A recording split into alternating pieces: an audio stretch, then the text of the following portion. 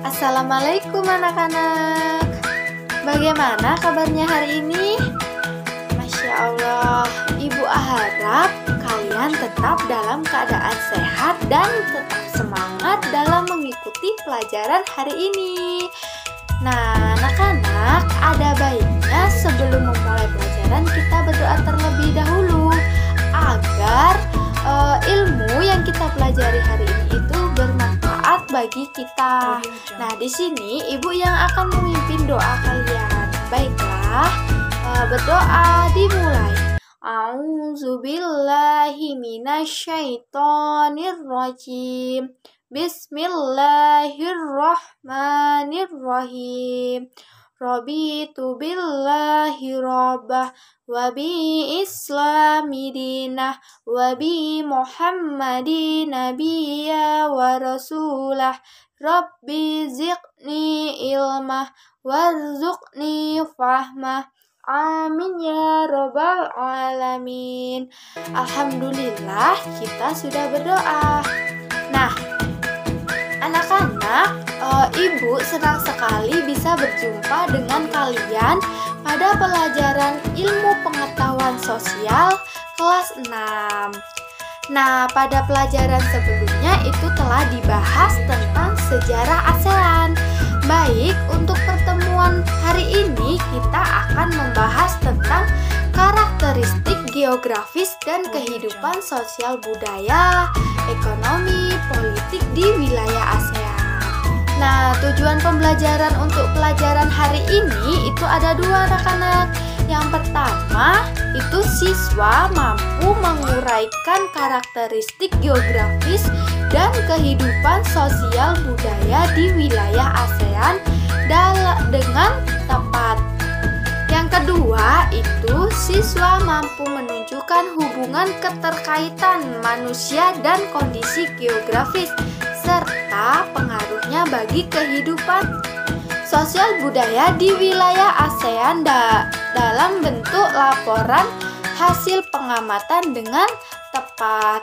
Nah, anak-anak, itu tadi tujuan pembelajaran yang akan kita pelajari untuk materi hari ini. Nah, sekarang itu kita akan membahas pelajaran tentang karakteristik geografis dan kehidupan sosial budaya, ekonomi, politik di wilayah ASEAN. Nah, anak-anak bisa perhatikan gambar berikut ini ya. Nah, di sini kehidupan sosial budaya, ekonomi, politik di wilayah ASEAN itu dipengaruhi oleh 3 hal.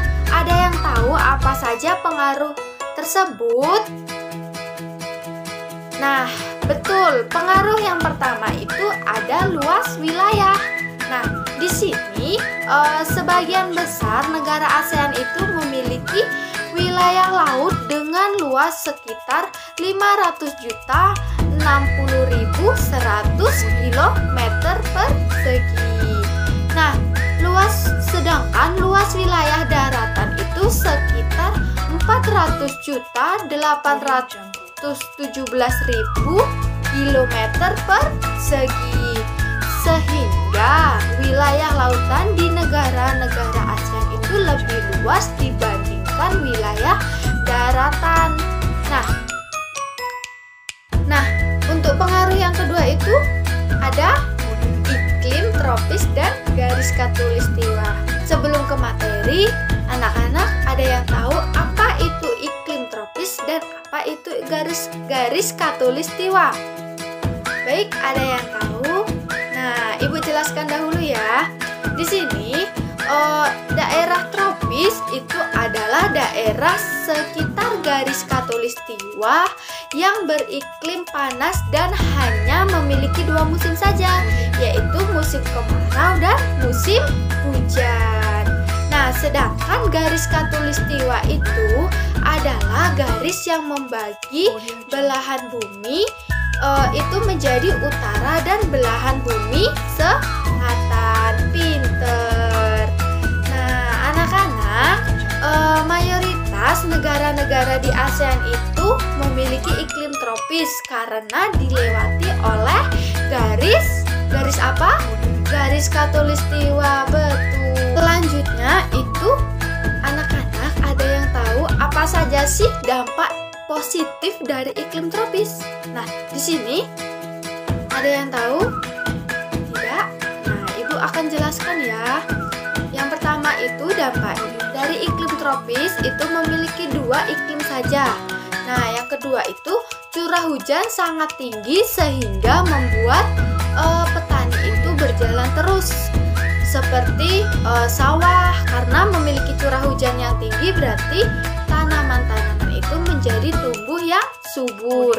Nah, yang ketiga itu sumber daya alam yang melimpah. Nah, pengaruh yang ketiga itu ada letak geografis, astronomis, dan geologis. Di sini kita bisa ambil contoh, itu negara Indonesia yang dikaitkan dengan letak geografis, astronomis, dan geologis. Anak-anak ada yang tahu berapa sih luas daratan dan luas lautan negara Indonesia itu? Ya, berapa, Sarah? Betul. Nah, kita beri aplaus dulu untuk Sarah. Baik, Ibu jelaskan lagi letak luas daratan dan lautan Indonesia itu. Yang pertama, letak daratan negara Indonesia itu terletak pada 1.922.570 km persegi. Sedangkan letak luas lautan negara Indonesia itu terletak pada 3.257.483 km persegi. Maka Indonesia itu kaya akan perikanan, terumbu karang, dan minyak bumi. Nah, anak-anak, dilihat dari letak Indonesia itu terletak di antara benua. Itu ada 2 benua. Apa saja? Mantap sekali, yaitu benua Asia dan Australia. Dan diapit oleh 2 samudra. Apa saja sih 2 samudra itu? Samudra Hindia dan Pasifik.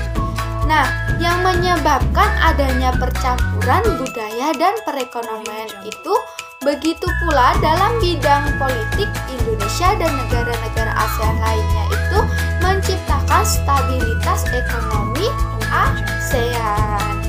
Nah, untuk yang astronomis itu ada yang tahu sih berapa letak astronomis negara Indonesia?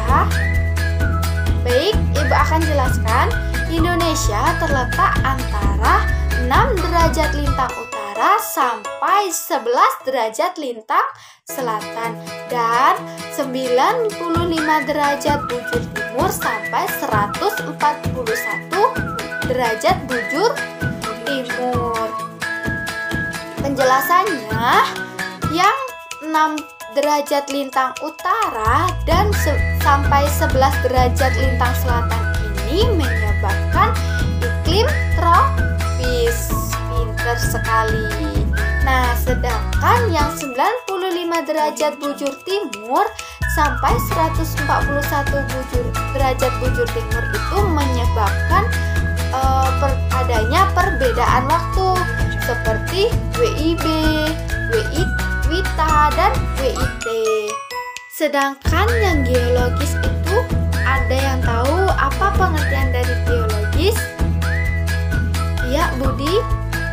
Betul. Ulangi, pengertian geologis itu adalah letak wilayah berdasarkan struktur batuan. Nah, di sini adanya dua jalur pegunungan, yaitu sirkum Mediterranean dan sirkum Pasifik, menyebabkan Indonesia mempunyai banyak gunung berapi yang kaya akan mineral. Nah, anak-anak, itu tadi penjelasan tentang 3 hal yang mempengaruhi kehidupan sosial, budaya, ekonomi, politik di wilayah ASEAN. Bisa bisa dipahami untuk materi yang pertama ini. Masya Allah, masih semangat? Barakallah. Nah, untuk semangat lagi bisa kita tepuk semangat. Boleh? Ya. Tepuk semangat. Semangat. Semangat. Semangat. Nah, sudah bertepuk semangat, kita lanjut ke materi selanjutnya. Yang selanjutnya itu negara-negara ASEAN itu dilihat dari kondisi sosial, budaya, ekonomi, dan politik. Nah, bisa anak-anak lihat peta di samping.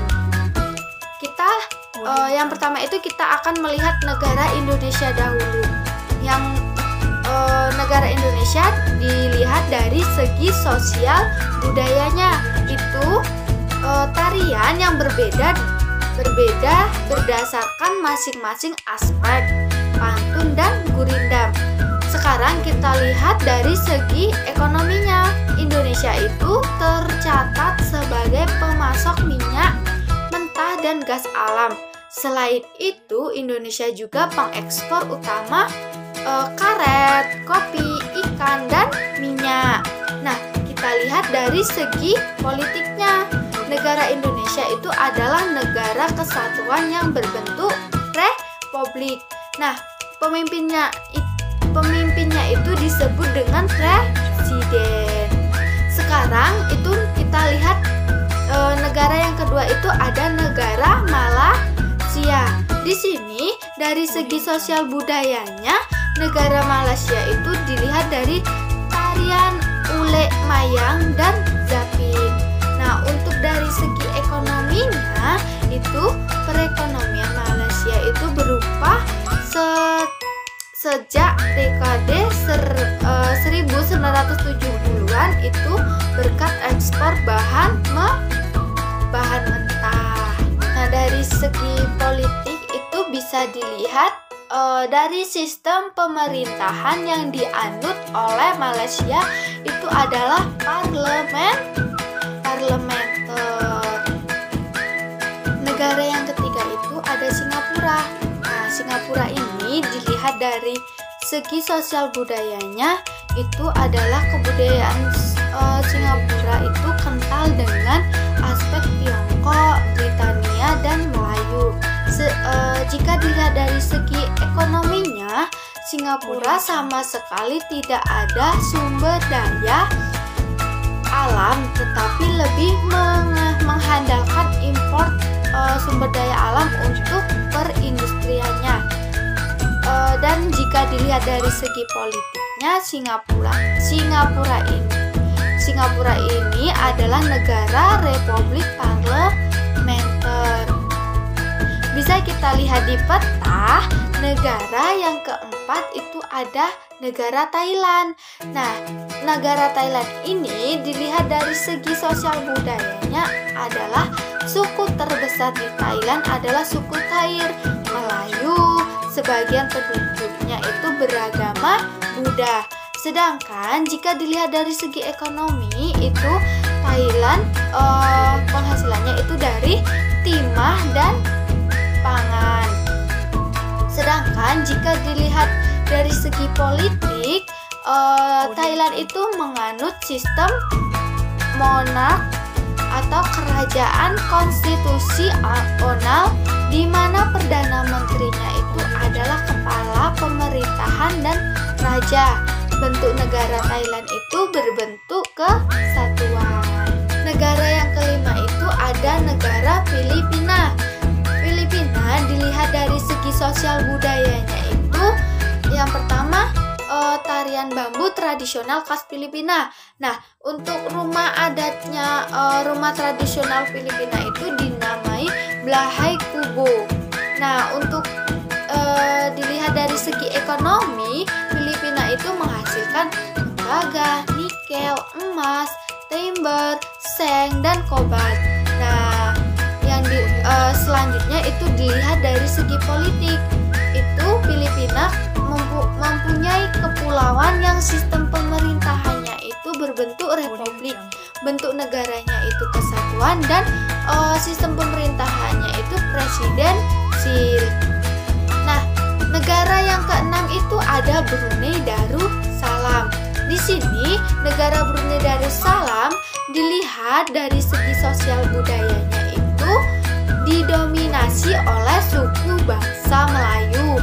Nah, sisanya itu suku bangsa Cina, Kedaton, Kodazon, dan Dayak. Nah, dilihat dari segi ekonomi itu negara Brunei Darussalam menghasilkan minyak bumi dan gas alam. Sedangkan dilihat dari segi politiknya itu sistem monarki atau kerajaan absolut dengan sultan yang menjabat sebagai kepala negara dan pemerintahan. Untuk negara yang ketujuh itu ada negara Myanmar. Myanmar ini dilihat dari segi sosial budayanya itu kepercayaannya itu Cina yang banyak mengandung hal mistis. Dilihat dari segi ekonomi itu negara Myanmar pertanian itu menjadi penghasil utama untuk rakyat Myanmar. Nah, dilihat dari segi politiknya itu sistem republiknya itu parlementer, bentuk negara kesatuan, sedangkan kepala pemerintahan itu dikepalai oleh Perdana Menteri. Anak-anak, negara yang kedelapan ini ada negara Vietnam. Nah, negara Vietnam ini dilihat dari segi sosial budayanya itu suku bangsanya itu homogen atau suku yang terbesar itu dinamai suku Viet. Sebagian besarnya tidak beragama. Nah, untuk bahasanya itu adalah bahasa Inggris dan Perancis. Dilihat dari segi ekonominya, itu negara Vietnam, bentuk dan posisi Vietnam yang memanjang menjadikan Vietnam kaya akan sumber daya laut. Nah, sedangkan dilihat dari segi politik itu negara Vietnam, bentuk republiknya itu sosialis. Vietnam adalah sebuah negara patriot tunggal.